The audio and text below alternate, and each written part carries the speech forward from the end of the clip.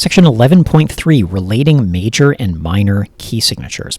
So in this next exercise, we're going to look back at the scales we just constructed, and we're going to analyze them and answer a few questions.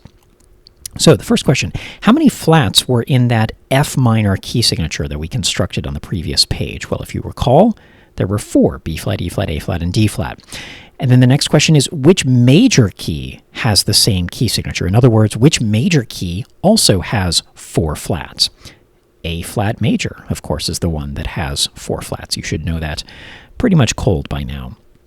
Next up, how many flats or sharps were in the A minor key signature? Oh, that was the one where we got by without having to add any sharps or flats, so nothing in that key signature.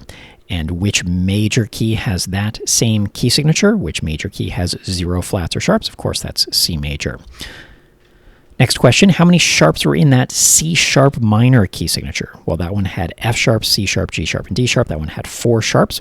Which major key has 4 sharps? The key of E major. Now, for number 4, your job is to play detective a little bit. You're going to relate the minor keys to the major keys. In other words, is there a pattern relating F to A flat and A to C and C sharp to E? So if you want, you can pause the video and puzzle through that for a moment. So the answer is illustrated here below. Every key signature that you have corresponds to exactly 1 major key and 1 minor key.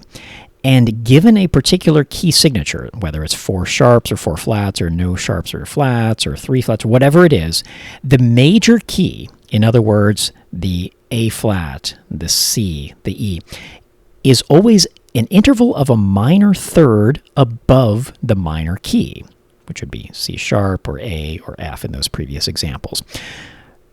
Another way of thinking of it, the minor third, the interval of a minor third, has 2 important components. A minor third encompasses 3 total letters. So for instance, up here we had F, G, A, 3 total letters, A, B, C, going from the minor to the major, C, D, E. So it has 3 total letters, including the first letter and the last letter. And, importantly, the span between those 2 pitches, the distance between those 2 pitches as they appear on the piano keyboard, is exactly 3 half steps. So let's just take, for instance, our good old keyboard diagram to illustrate that. Here we have our black keys and white keys illustrated with letters and slash marks. So let's just dissect this first one. From F to A flat, well, here's F, right? 1, 2, 3. Yes, it's 3 half steps away. What about from C to A as we reset? From A to C.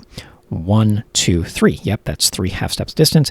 And what about from C sharp to E? 1, 2, 3. Yes, they are all 3 half steps and 3 letters apart from one another. So what I'd like you to do is to really visualize this diagram. This is going to come up so frequently for the rest of the term. Imagine that major key living up here. So that major key might be E major, let's say, and the minor key living down here. That's C sharp minor, and we're going to use lowercase letters when we're just writing minor keys on their own. Those 2 keys are separated, yes, by 3 letters and separated by 3 half steps. So the major key is on top, the minor key is on the bottom. So important to visualize that setting. You don't want to confuse the 2. Major sounds more impressive, I suppose. So major is the one that's on top and kind of dominating, perhaps. All right, now let's get some terminology out of the way. So major and minor keys that have the same key signature are called relatives of one another. So for instance, in this prior example, E major and C sharp minor, they're relatives of one another. And you can get even more specific with that terminology. F minor is the relative minor key of A flat major. Well, both of them have 4 flats, right? So F minor is the relative minor of that major key. Another example, no sharps or flats, right, for both C major and A minor. So you can say C major is the relative major key of A minor. Then that example, that we were just looking at 4 sharps for both of these, C sharp minor and E major. So C sharp's relative major key is E major. So each minor key has a relative major, each major key has a relative minor key. Now we're going to practice going in 2 directions here. The first direction that we're going to go in is the easier one. We're going to find the relative major key of a given minor key. So in other words, in that diagram, I'm just going to use lowercase m for minor, capital M for major. Again, think of major on top of minor. So if we are given a minor key, to find that relative major key, we need to go up in that little diagram. We need to go up by 3 letters and 3, I'll just abbreviate here, HS, meaning half steps. So here's your method. You're going to start with the minor keys letter, count that one as 1, and then advance 3 letters in the musical alphabet. Then whatever letter you come up with, just write it down. So let's take an example. In fact, let's work through this example concurrently. So let's say we start off with the key of D sharp minor. Following this first bullet point, we're going to use that minor keys letter as 1. So D is 1, then E would be 2, F would be 3. So we're going to write down F. We're going to commit to some kind of F.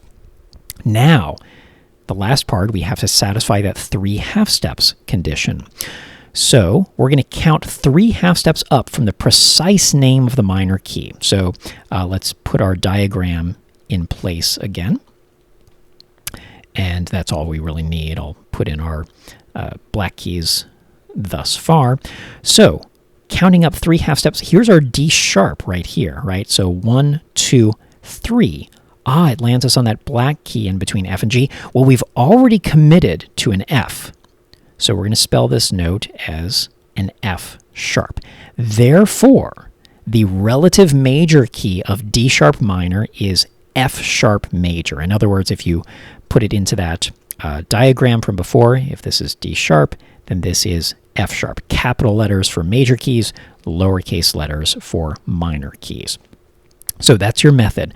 Let's do at least a few of these together on the next page. So here, again, your job is to write the relative major keys of each, or the relative major key, I should say, of each given minor key.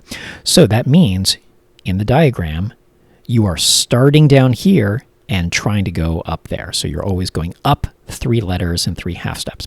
So here we go. Let's do this first one. D minor. Okay, so D is going to be our minor key.